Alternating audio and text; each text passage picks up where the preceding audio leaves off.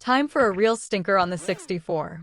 After the War is a barely functioning game of quite breathtaking ineptitude that should never have been released. This time, our Spanish purveyors of pish somehow managed to mess up Kung Fu Master and the horizontally scrolling run and gun genre in the same game. The year is 2019 and some twittas pressed the button and the world has been nuked. As the last remaining geriatric, you need to find a way to the last bus to the stars. In the first section, your crippling arthritis makes traversing the irradiated wasteland a problem as you stagger towards the subway system with the grace of Joe Biden on ice skates. Various baddies with similar afflictions need to be bopped, and an end-of-level boss has to be bested. This section is absolutely wretched with slow movement, unresponsive controls, and horrific graphics.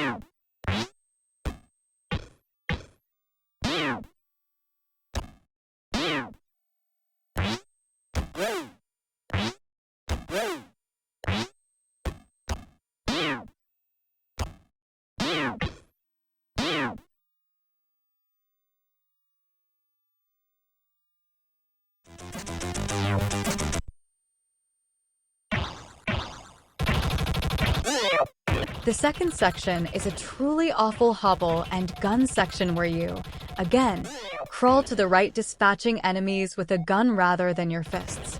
There is a slight improvement in the graphics, but the gameplay remains awful.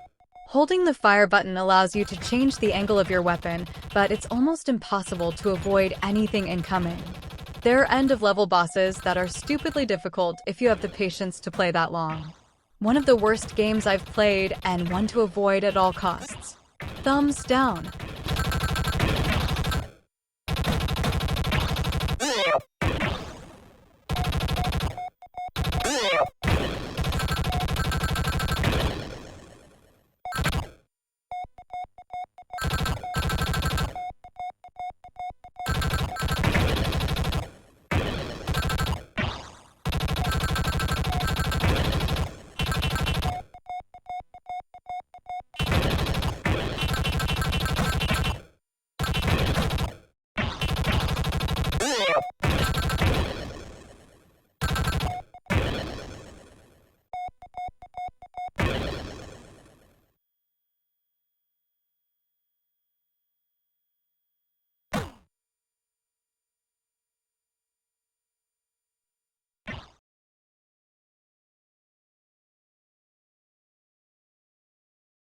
Dinamic seem to have had far more competent programmers at work on the Amiga, as this is a huge improvement on the 64 version.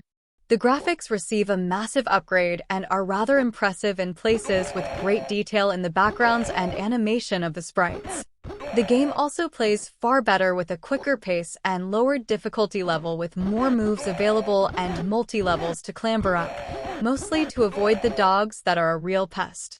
It is still rather repetitive and the bosses are the wrong side of frustrating, but there's a playable game here.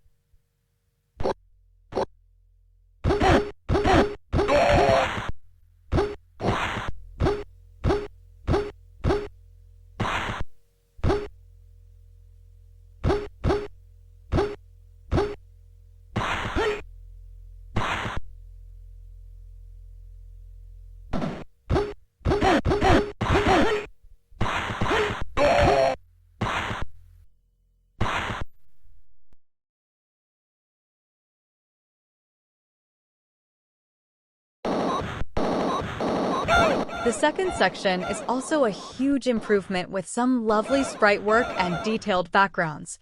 The gameplay is the same in that holding down the fire button allows you to alter the angle of the gun, but it is far more responsive, making the game that bit easier than the 8-bit abomination, albeit with the same difficulty spikes. Still, it is far from a great game, but is actually playable and fun in short bursts.